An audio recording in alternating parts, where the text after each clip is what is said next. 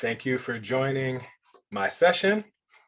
We're going to talk about reinventing identities in the Clubhouse. And my name is Amon Millner, and I'm excited to be sharing this time with you. And if you don't know who I am already, you're going to find out way more than you wanted to during this presentation. One of my identities is I'm currently the chair of the board for the Clubhouse Network. One of my other identities is I'm an associate professor of computing and innovation at the Olin College of Engineering right outside of Boston, Massachusetts. You're gonna have a chance to see more of my identities besides me teaching, like the picture that you can see on this slide, because I've been in the Clubhouse ecosystem for a long time. This presentation is being translated, so I'm going to go at a pace that's hopefully good for the translators to be able to keep up. So I'll try to not get too excited and go too fast so that everyone can hear these stories. We have about 30 minutes together. So I'm going to talk to you about some different eras of the Clubhouse that I've experienced and that I bring to my work in the Clubhouse and outside of the Clubhouse every day. The first 8 minutes or so, I'll establish what it was like to be in the Clubhouse during the desktop era. And then the next 6.5 or so minutes, give or take a few milliseconds, I'll talk about the laptop era.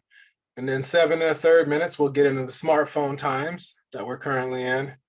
And whatever remains, we'll get a chance to respond to chats and have some audience participation, hopefully.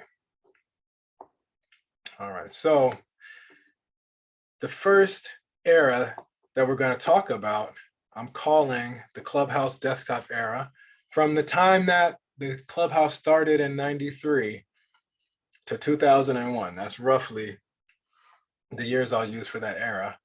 And I wasn't involved during the entirety of that time, but here's what I was doing. I was in Portland, Oregon during that era where I had grown up. And the desktop era brought us computers that sat on a desk. A lot of them were very expensive. Some were powerful, some not so much. High-speed internet wasn't very widespread at the time. And if you remember, software used to be sold on CD-ROMs, and you can barely find drives that will even read those these days. But as the cartoon image shows, there was a divide that people were concerned about that was called the digital divide, and providing access to these machines that could be powerful and allow you to be more productive, be more creative. A lot of schools, neighborhoods, places, communities didn't have access. So there's one desktop computer on one cliff, a big gap, and there's not one on the other one. And people were very concerned about that during this time. I was concerned about studying for high school during that era and also college during that particular time. I also enjoyed doing a wide variety of other things. Playing basketball was one of them. And I built my own computers that I would later program. It was possible to build desktop computers, and there were companies in Portland, Oregon, or around the area that would be going out of business. And when they were selling everything, they would sometimes have a box full of computer parts. And I could buy those boxes for $5 or $10 and eventually have some computers to use, because buying them in the store was a little too expensive, but a couple of $5 and $10 boxes could get me computers. I also enjoyed music. And so I liked freestyling at open mics that were available and making music with my friend here in the picture. That was my DJ, and I would do the freestyle on the microphone. And you also see that I like sport and creative hairstyles. So I'm giving you a rare glimpse into my blonde fade days back in that era. And when I was in college during that era, I also was an intern at Intel. during a time when Intel said, we have an important announcement to make. Bring your brown bag lunch and come to this room and we'll tell you about an exciting program. That's why I first found out about the Clubhouse, because Intel was partnering at that time and they were excited to tell employees. I immediately began training to be a Clubhouse mentor. The place where I got my first training was in the Moore Street Clubhouse that was opening up then. It was in the Salvation Army. It was a community center that was near my house. It's where I played on my first basketball teams. It's also where I learned how to swim and dive. And it's in a neighborhood where there's the expected identity challenge that people who looked like me growing up had to deal with on a day-to-day basis. I was a young African-American male in the United States, lived in a predominantly Black neighborhood where people that don't have experience or exposure to actual people that have those identities would believe things that they'd heard, read, seen on TV, seen on the news about that particular group being thugs, not the best students. And you had an expected identity for when people met you, you had to overcome that identity. The Clubhouse learning model was so enticing to me because it immediately said that anyone in these doors can be a creator, is welcome, and we will provide resources, and we see you. And that was an identity that I had been building up for myself, but without the power of a Clubhouse and having to do it on my own and going to these auctions where, you know, I was just becoming a fan of working with computers, but not necessarily in a community settings. So the Clubhouses in that learning model spoke to me, and I saw all the opportunities that were available there for people to reinvent themselves and their identities. One of the first experiences in that era that a lot of people do when they come in is taking a digital picture of their face, and they could put it onto any kind of body or in any scenario that they wanted to have their face and where they could see themselves. And they could take away printouts and show it to people at home or around their neighborhood. If they made songs, they could record and burn them to CDs and share them with people in their neighborhoods. People who are also at the Clubhouse, other members, could see the creations of people around them, even if they didn't show up on the same days or at the same times. All the files of the creations would be on a Clubhouse server, because most computers weren't connected to high-speed internet at that time, but that was one way to share the creations during this era. So these were the opportunities that the Clubhouse were providing to young people.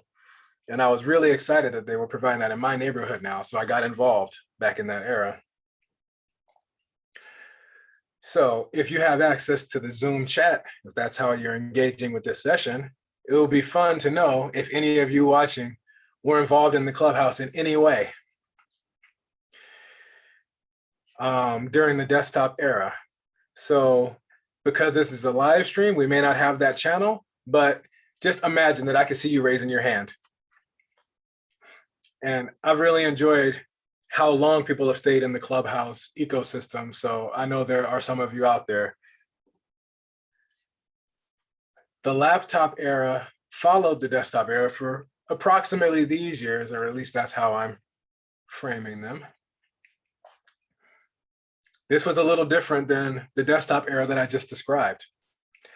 Laptop computers were more portable, and they were almost affordable, a little bit out of reach for a lot of people, but they had low-end models.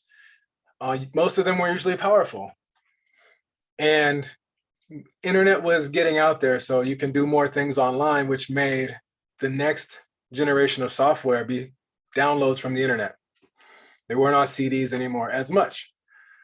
One of the issues that communities were facing, a lot of communities around Clubhouses, again, the ones that I got a chance to see, I started out in the Atlanta area Clubhouses at this time, was the school to prison pipeline. We were seeing that education in the areas that I had access to in the United States were being defunded. And more resources were dwindling from these youth that were very powerful creators in places like Clubhouses.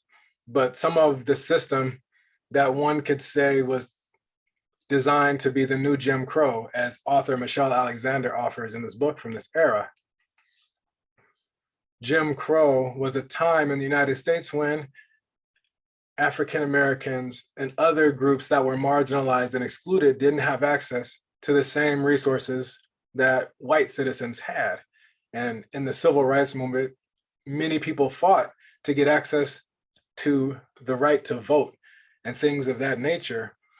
And the new Jim Crow talks about how even though people were given the rights to vote after long fights, one way to take it away after the fact is to always be over policing in communities of color and giving people criminal records before they get high school degrees. I was in a demographic that was targeted like that, where I grew up near the Moore Street Clubhouse. I saw the pipeline, it was real. People coming out of prison, even at young ages, if they were labeled a felon, in many places could no longer vote. So that is sort of recreating a system of marginalizing groups. And this was a new way of doing it.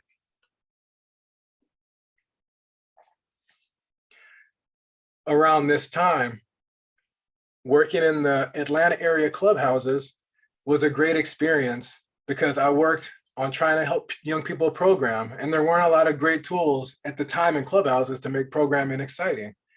And so I had the great opportunity to work with Mitchell Resnick and the lifelong kindergarten team at the MIT Media Lab to help bring about the Scratch programming language. Doing so put me in Boston, and I got to mentor in the clubhouses around Boston. That's a picture from the Charlestown Clubhouse. I also got to be a part of the Clubhouse Network in an even deeper way, and I got to attend Clubhouse conferences back when they were in real life, and I would be seeing you right now. This picture that's of me flying was taken in 2006 at the Clubhouse annual conference in Mexico City. I had gotten off the plane and they were taking pictures at the beginning of the conference saying, do something silly. So I was flying just like I got off the plane.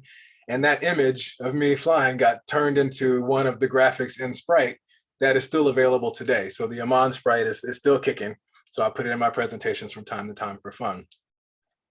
I also got to go all over the globe and do workshops in clubhouses from Ireland to South Africa and make a lot of the friendships that still stand today and give me a lot of perspective of what different clubhouses experience, even though my talk today is based on a lot of the clubhouses near me where I was developing my identities.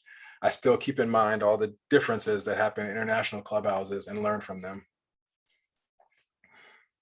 During the laptop era, there was a different identity challenge for a lot of the teens.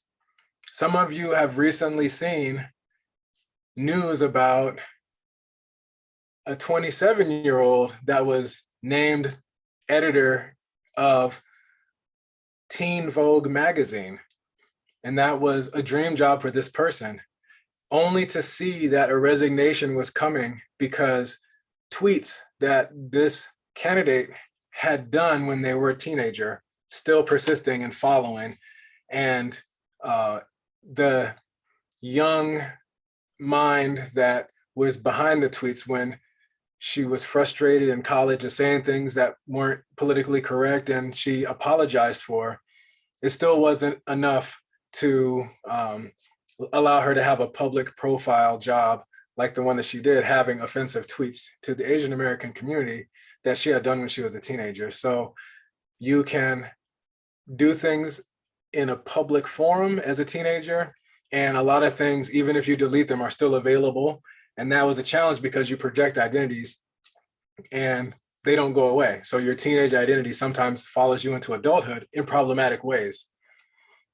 The Clubhouse learning model was still available during this era, and it was still robust, operating in a different context. The Clubhouse village had to come into the scene and be a safe space where people could share their ideas and do some of their teen experimenting with their identities, but it wasn't out in the world in the same ways that other social media platforms are. Once learning in the safe space and communicating, you could then learn how to use the other platforms thoughtfully. You also had the ability to take music not just on CDs that you could hand out in your neighborhoods, but you could put professional quality music online from the Clubhouse music studios that were always a cut above other resources. So creating your identity as a musician became easier in this era.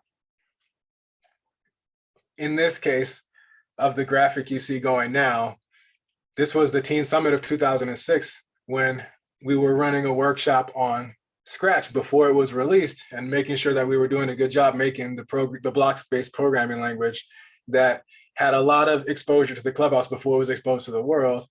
And you see a dance that happened at a Teen Summit in 2006 with one of the participants really loved the Harlem hit from that summer, Chicken Noodle Soup, and decided that this was the thing that he was going to pour his time into.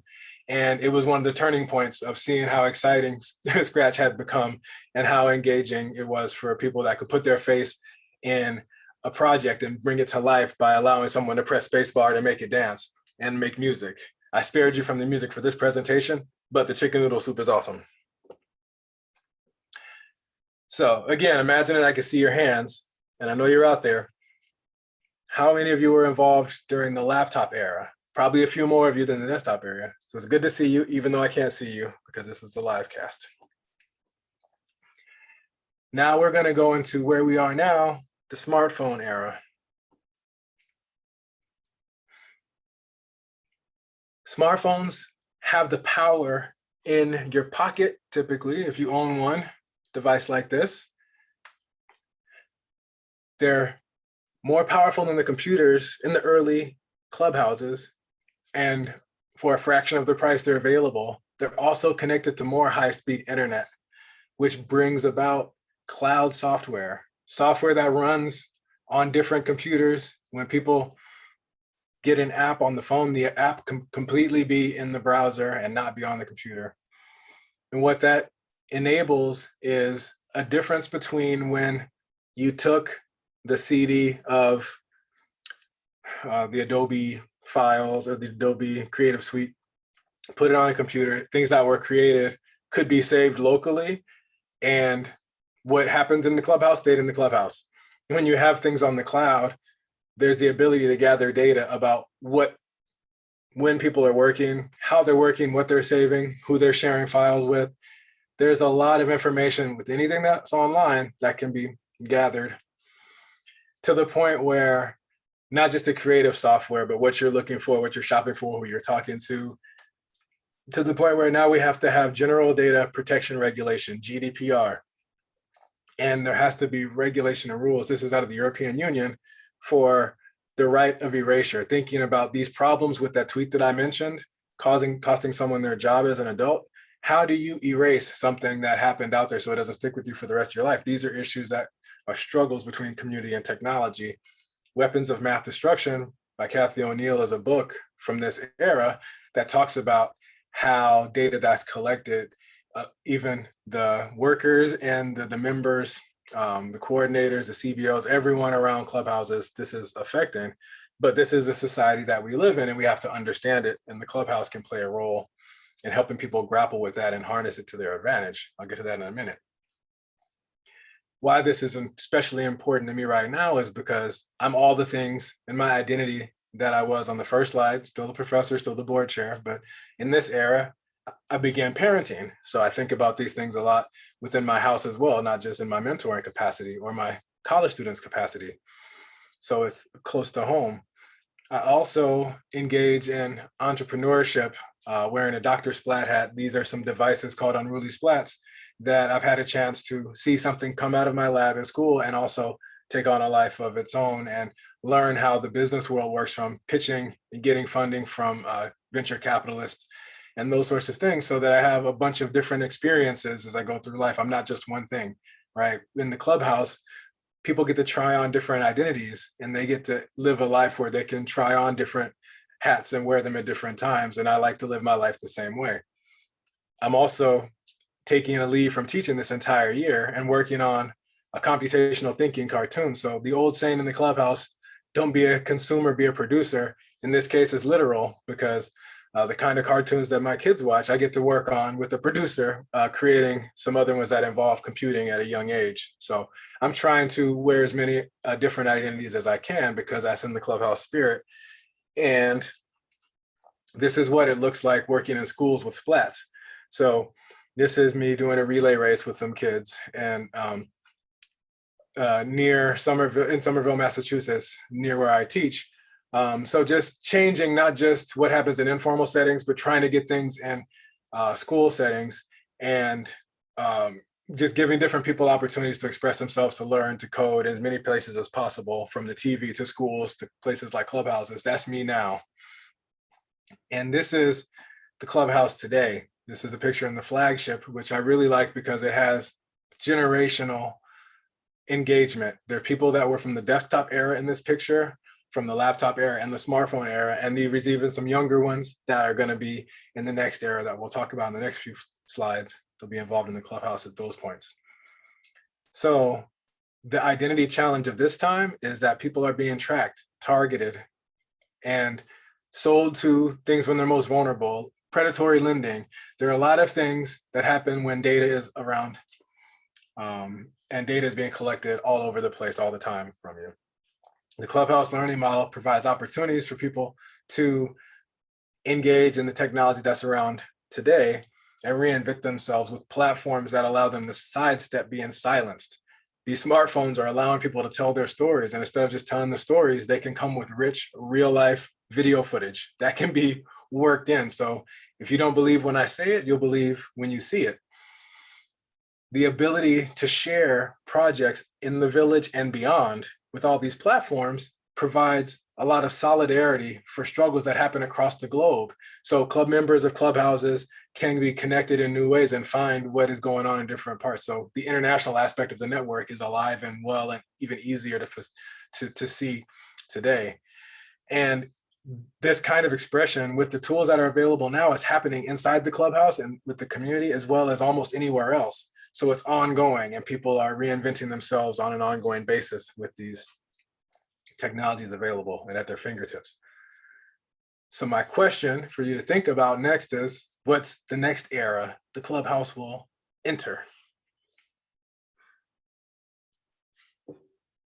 If you guessed the embedded era, you may be right. So I'm going to describe what I believe is the embedded era, what we're in right now, and discuss what we might be thinking about as a Clubhouse community. What will the Clubhouse be reinventing itself to take on to allow young people to wrap their minds around it, to influence? The embedded computing situation is more than phones are smart now. The Internet of Things, as they call it, have computation in devices such as doorbells that are always on and always generating data. Instead of getting software updates that you request, most things are over the air through Wi-Fi, automatically updating. So you're always on the latest things.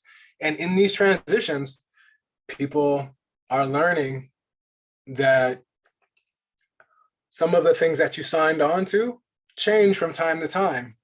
And there's a pop-up that says, we have a new agreement with the person using this device.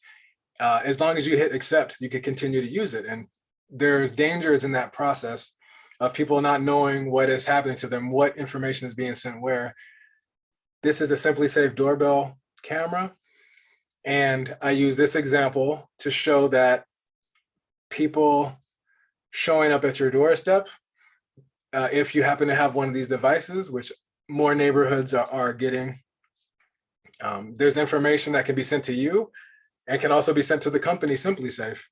It can also be sent to law enforcement agencies. It can also be sent to a board of reviewers to say, is this a situation where someone needs to be let in or someone needs to be arrested?